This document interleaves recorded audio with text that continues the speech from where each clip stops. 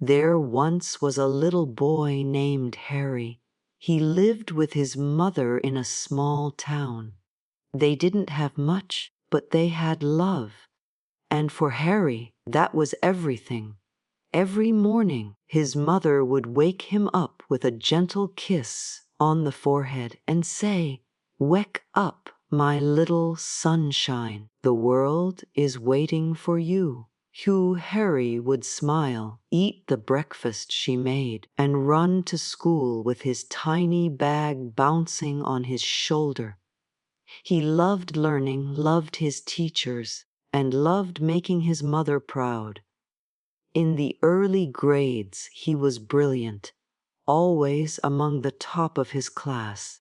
Teachers wrote notes like, "Harry is an exceptional student, very intelligent and hardworking. A bright future awaits him." But life doesn't always stay kind. When Harry was in grade 4, his mother fell seriously ill. She stopped coming to school meetings. Her laughter faded. Her warm voice became a whisper. Harry didn't understand much. He was too young to grasp what terminal illness meant. He just knew that his mother was no longer the same. Days turned into weeks, and Harry began missing school. He'd sit quietly by her bedside, holding her hand, whispering, "I'll be a good boy, Mom. Please get better soon." But one night, she didn't wake up again, and with her, something inside Harry died too. When he returned to school, everything felt different. He stopped talking to anyone. He stopped answering questions. He stopped smiling. The same teachers who once praised him now called him lazy, careless, and dull. One of them even said aloud, "Harry, you used to be smart. What happened to you? Are you even trying anymore?" Harry stayed quiet. He had no words, only silence. Soon other kids started mocking him too. They'd whisper, "He's weird now," or "He's dumb." No one knew what he was going through. Days turned into months, and Harry slowly faded into the background, invisible to everyone.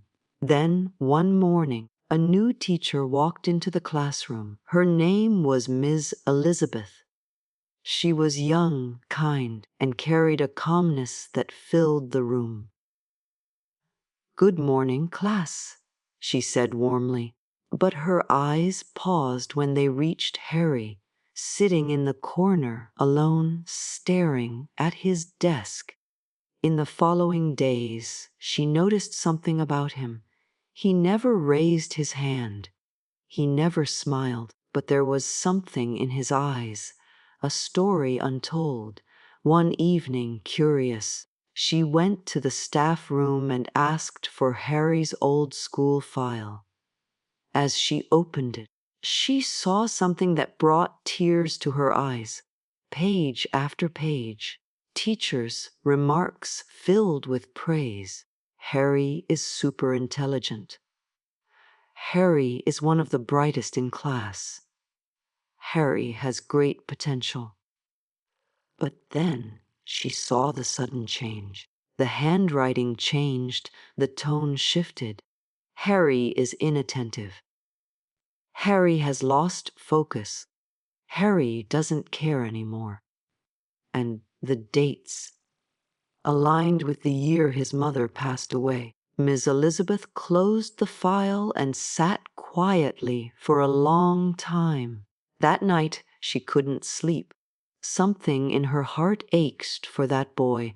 The next day, she began her class as usual, but suddenly turned to Harry and said, "Harry, can you help me solve this problem on the board?" The class snickered. "Hey, can't even spell properly?" One boy whispered. Harry looked down, frozen. Miss Elizabeth smiled softly. "It's okay, Harry. Take your time. With trembling hands, he stood up and walked to the board. And when he picked up the chalk, something happened.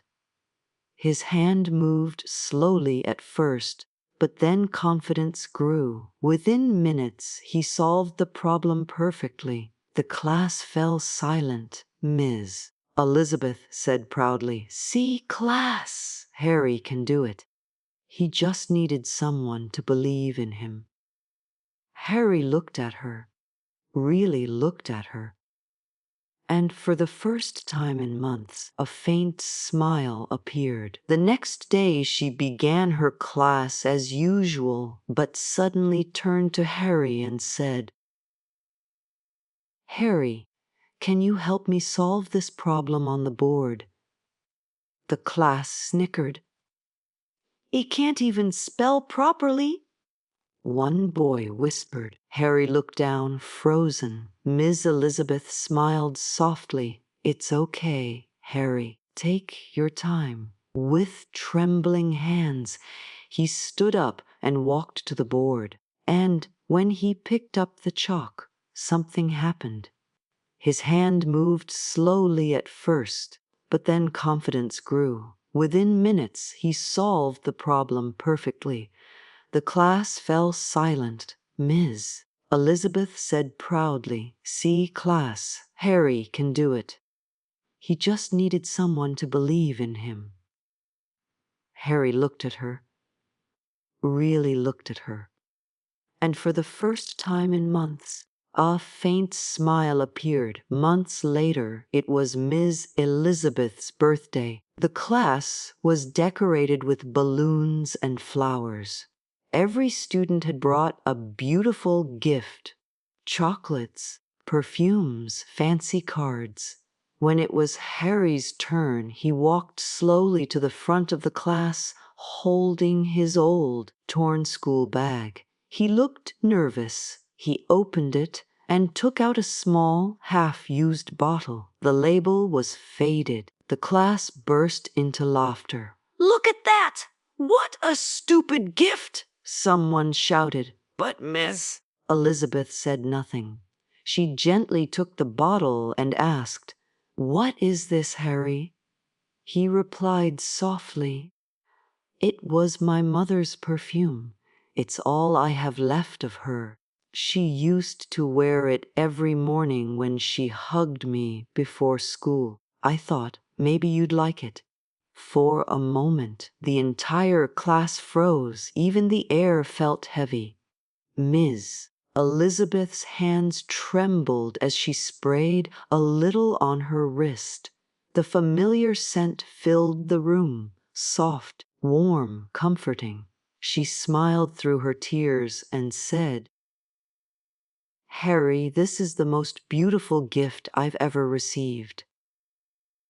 Harry's eyes glistened as he whispered, "After so many years, I can smell my mom again."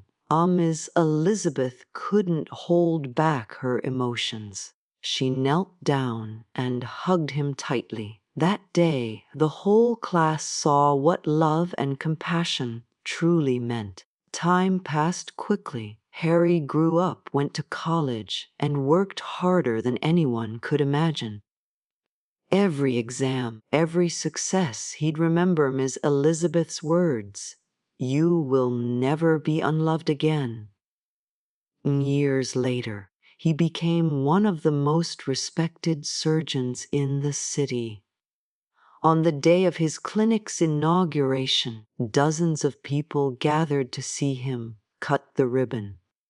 Reporters surrounded him, asking questions about his journey. But Harry said only one thing: "Whatever I am today, I owe it to one person, my teacher, Miss Elizabeth." When Miss Elizabeth arrived, now older and slower, Harry walked up to her, tears in his eyes, and said, "Do you remember the perfume I gave you years ago?" She smiled softly. "How could I ever forget?" Harry handed her a brand new bottle. "The same brand, the same scent. This time," he said, "I bought it for you myself." She hugged him, and as the scent filled the air, it felt like his mother was smiling from above.